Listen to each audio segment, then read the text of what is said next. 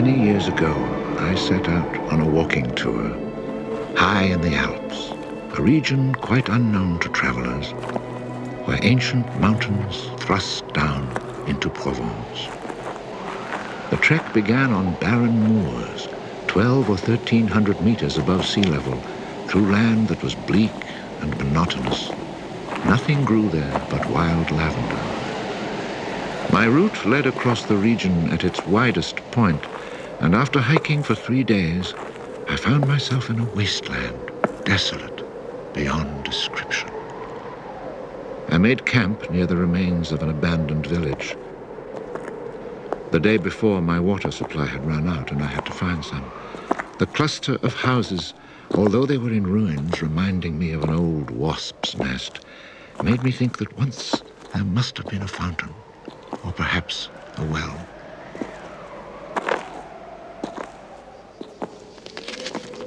There was indeed a fountain, but it was dry. The roofless houses, eaten away by wind and rain, and the chapel with its crumbling belfry, stood arranged like houses and churches in a living village. But here, life had vanished. It was a sunny, cloudless June day, but over these bare highlands blew a fierce, insufferable wind. Growling through the skeletons of the houses, it sounded like a wild beast disturbed while feeding on its prey. I had to move camp.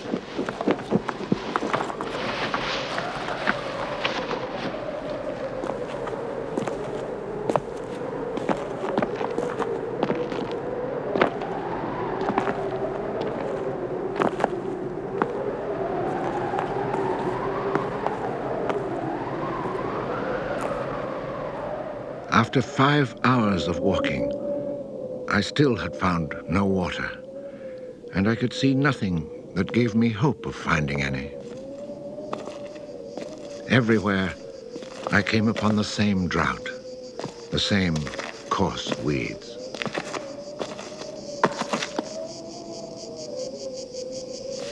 In the distance, something caught my eye. A thin, dark shape that I took for a tree stump. But just in case, I walked towards it.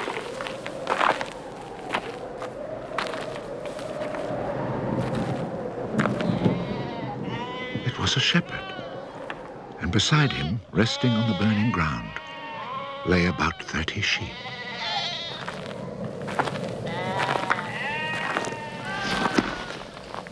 He let me drink from his gourd, and presently he led me to his sheepfold in a hollow in the plain.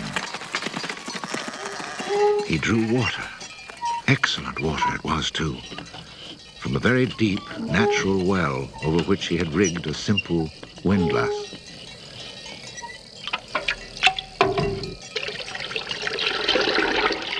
The man spoke very little, often the way with people who live alone, but he appeared sure of himself and confident in his assurance. It all seemed somehow strange in this barren land. He lived not in a hut, but in a real house, a stone house, whose walls clearly showed how his own labor had repaired the ruin it had once been. Its roof was solid and strong, and the wind on its tiles sounded like the sea upon the seashore. Inside, it was neat and tidy, dishes washed, floor swept, shotgun oiled. His soup simmered over the fire. And I noticed that he was freshly shaved, that all his buttons were firmly sewed on, and that his clothes were darned with that meticulous care which makes the mend invisible. He shared his soup with me.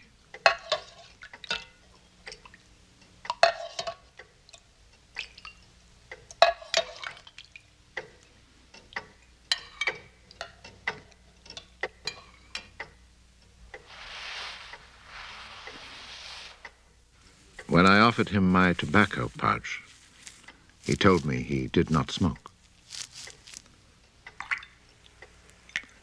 The dog, silent like his master, was friendly without fawning.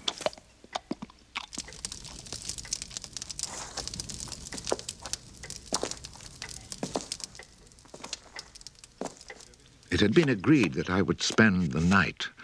The nearest village was still almost 2 days' walk away. Villages in this region were few and far between, and I knew well what they were like. 4 or 5 of them were scattered over the slopes of these highlands, each one at the very end of a cart track among copses of white oaks. They were inhabited by charcoal burners. The living was poor, and families huddled together in a climate very harsh both in summer and winter found their struggle for survival made more bitter by their isolation. There was no relief. Their constant longing to escape became a crazy ambition. Endlessly the men carted their charcoal to town, then returned home. Even the most stable characters crack under the constant grind. The women seethed with resentment. There was rivalry in everything. The sale of charcoal and the church pew. They were rivals in virtue and rivals in vice. And the battle royal between vice and virtue raged incessantly. And always there was the wind. The ever-present wind constantly grating on the nerves. There were epidemics of suicide and many cases of madness, nearly always ending in murder.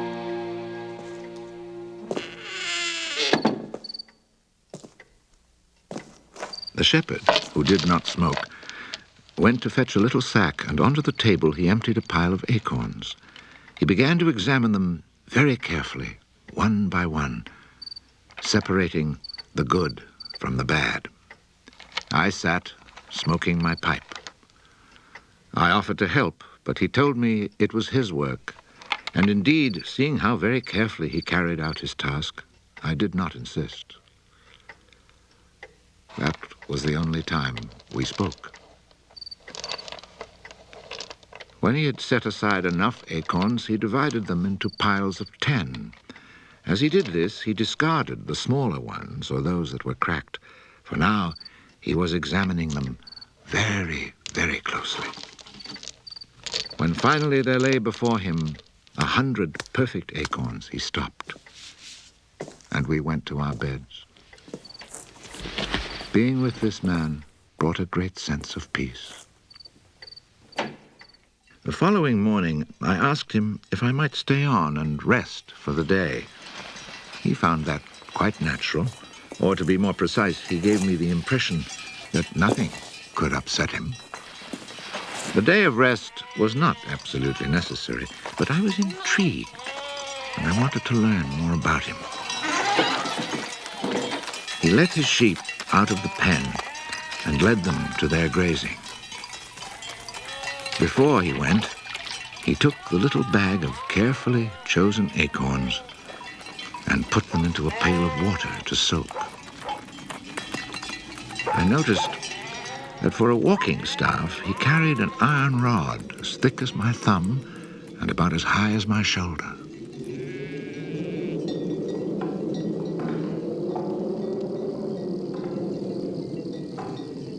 Pretending to take a leisurely stroll, I followed him at a distance, but keeping on a parallel path with him. The pasture for his sheep was down in a dell. Leaving his dog in charge of the little flock, he began to climb towards me where I was standing. I feared he was coming to reproach me. Not at all. It happened to be on his way, and he invited me to go with him if I had nothing better to do. He was going a little farther on, to the top of the hill.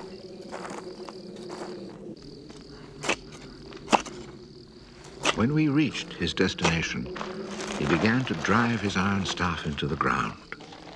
He made a hole, dropped in an acorn, and filled in the hole.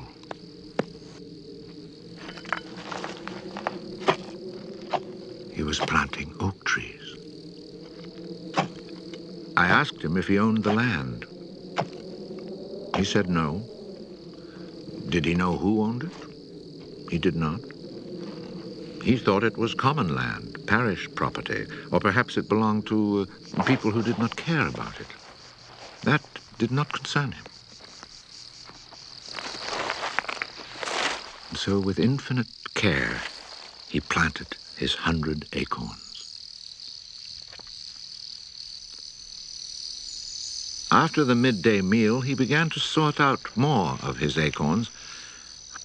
I suppose I must have been quite insistent with my questions, because he answered me.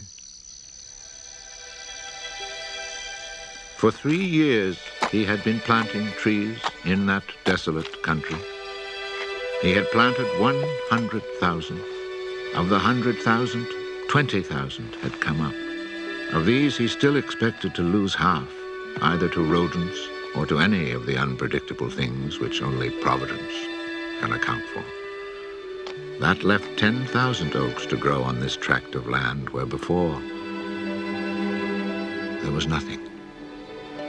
It was then that I wondered about the man's age.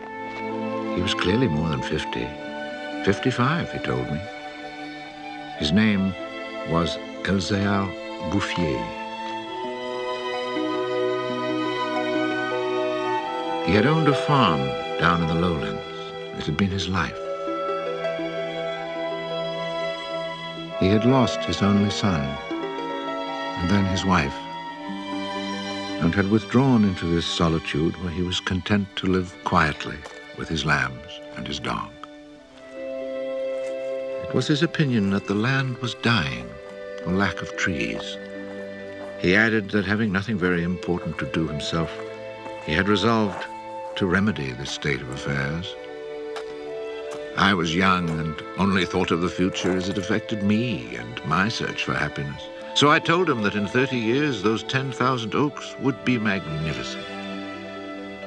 He answered quite simply that if God granted him life, in 30 years he would have planted so many more that these 10,000 would be like a drop of water in the sea. Already he was studying the growth of beech trees and had a nursery full of seedlings grown from beech nuts. They're quite beautiful. He was also thinking of birches for the dales, where he told me there was moisture just below the surface of the soil. The next day, we parted.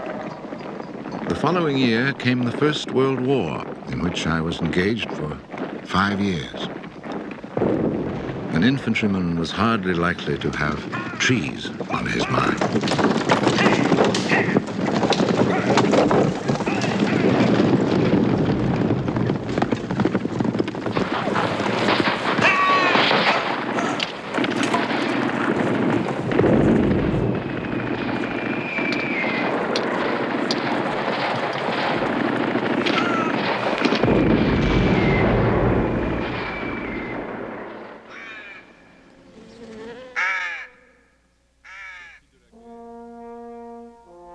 After demobilization, I found myself the possessor of a small gratuity and a great desire to breathe pure air. This was my only thought when I set off once more on the road to the barren land.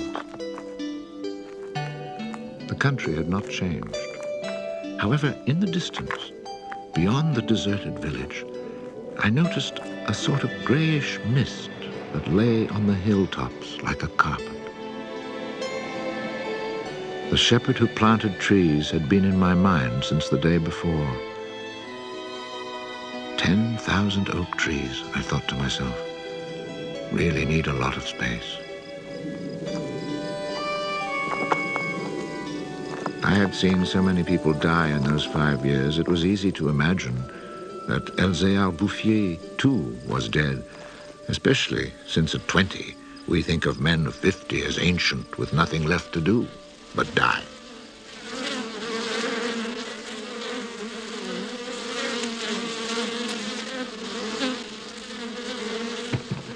He was not dead. He had changed his occupation. He had only 4 sheep left, but now he had over 100 hives of bees. He had given up sheep because they threatened his young trees.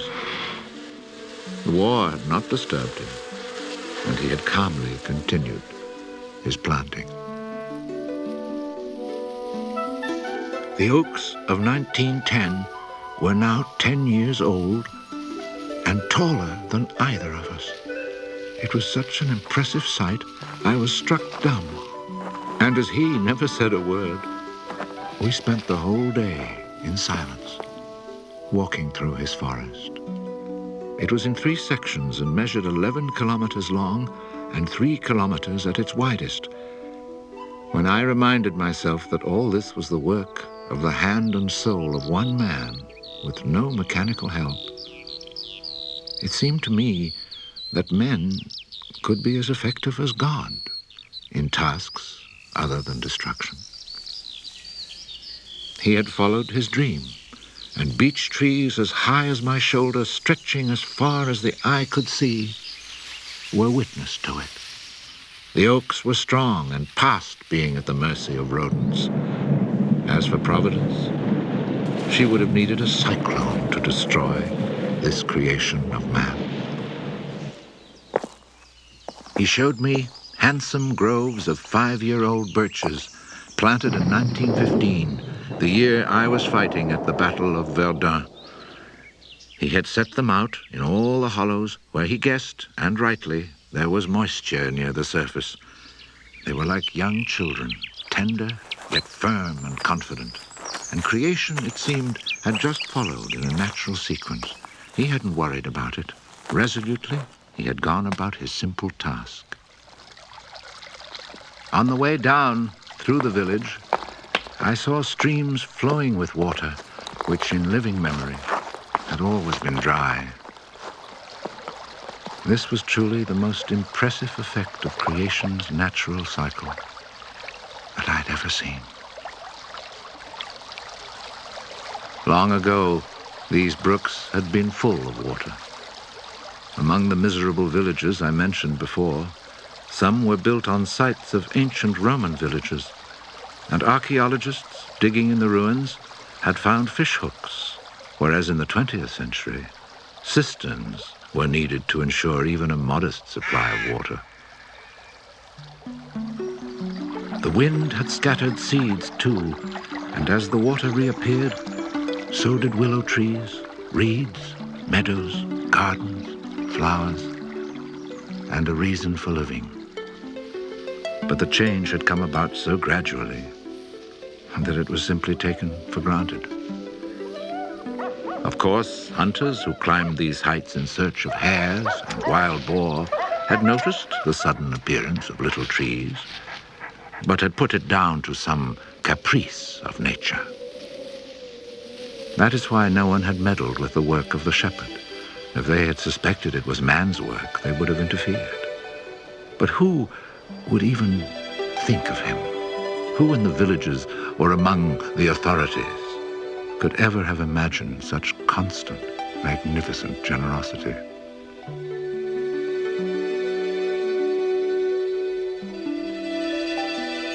Each year from 1920 on, I paid a visit to Elzéar Bouffier. I never saw him lose heart, nor was he ever deterred. And often, God knows, it must have seemed that heaven itself was against him. I never tried to imagine his frustrations, but to achieve such an end, he must have had to overcome many obstacles. For such passion to succeed, he must surely have fought and conquered despair. We must remember that this exceptional man had worked in utter solitude. Solitude so complete that towards the end of his life, he had lost the habit of speech. Or perhaps he saw no need for it. In 1933, he was visited by an astonished forester who notified him of an order that lighting fires outdoors was forbidden for fear of endangering this natural forest. It was the first time, the forester told him naively, that he had ever seen a forest grow of its own accord. In 1935, a whole delegation from the authorities arrived to look at the natural forest. There was a high-ranking official from the forestry department, an elected member of parliament, technical experts, and there was a great deal of talk. It was decided that something must be done. Fortunately, nobody did anything except for the one good thing. The forest was placed under government protection and charcoal burning was prohibited. For it was really quite impossible not to be enchanted by the beauty of these young, healthy trees, and they had even managed to cast their spell over the Member of Parliament.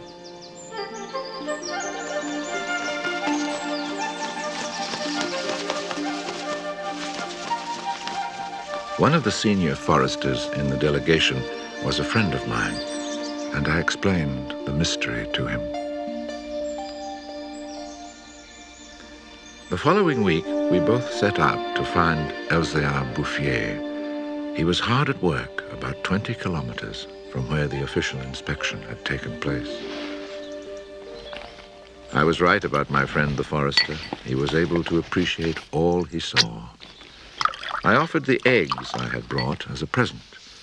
We all shared our lunch and spent several hours in silent contemplation of the landscape. The slopes we had climbed on our way up were covered with tall trees 4 times our own height. I remembered how it had looked in 1913, desolate, but quiet, regular work, brisk mountain air, the simple life, and above all, peace of mind, had endowed this old man with almost awe-inspiring health. He was one of God's athletes. I wondered how many more hectares he would cover with trees. Before we took our leave, my friend made one small suggestion about the kinds of tree which seemed to suit the soil here. He did not press the point, for the simple reason, he told me afterwards, that this man knows more about it than I do. The idea must have been turning over in his mind, for after we had walked for an hour, he added, he knows more about it than anyone else in the world. He's found a perfect way to be happy. Thanks to this forester, not only the forest, but the happiness of Elzéar Bouffier were protected. The only serious danger to his work occurred during the Second World War. Cars being powered by wood-burning generators. There was never enough wood. So cutting was begun among the oaks of 1910, but they were so far from transportation routes that the whole enterprise proved financially unsound. It was abandoned.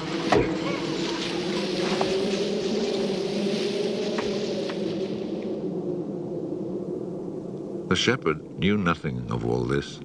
He was 30 kilometers away, quietly going about his business, ignoring the War of '39 just as he had ignored it in 1914. I saw Elzéar Bouffier for the last time in June 1945. He was then 87. Again I had set out on the road to those barren moors.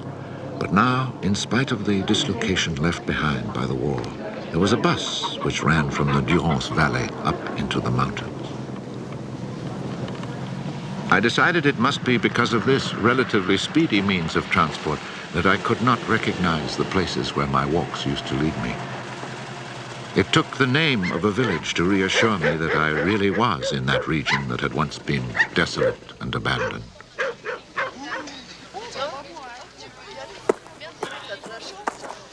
The bus dropped me at Vergon.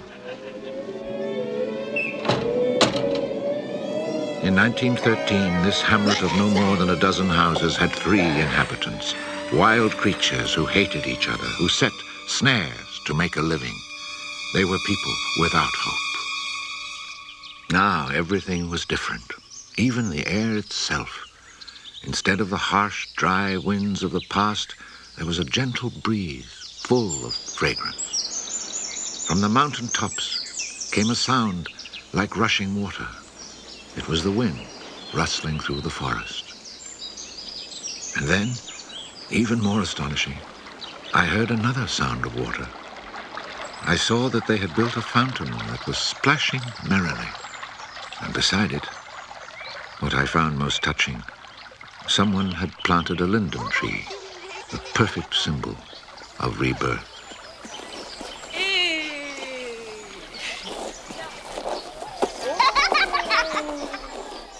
Moreover, Vergon showed signs of the kind of labor that only hope can inspire. So hope had been restored, ruins had been cleared, and crumbling walls torn down.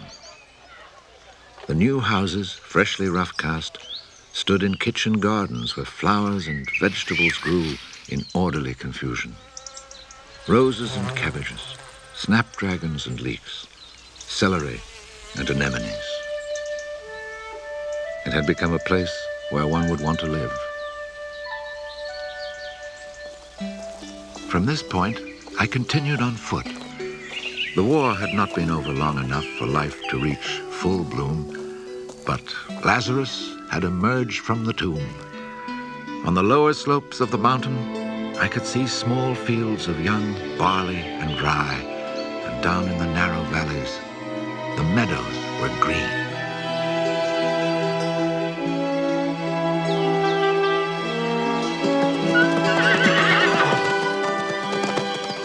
It has taken only 8 years since then for the whole countryside to glow with health and prosperity. Where I had seen ruins in 1913, there now stand clean, freshly plastered farmhouses, evidence of happy, comfortable lives. Dry springs fed by snows and rains, now conserved by the forest, have begun to flow again. In the maple groves, each farm has its fountain brimming over onto carpets of fresh mint. Bit by bit, the villages have been rebuilt. People have come to settle from down in the plains where land is expensive. They have brought youth, life, and the spirit of adventure. On the roads, one meets people glowing with health, and boys and girls laughing as they enjoy their rustic pleasures.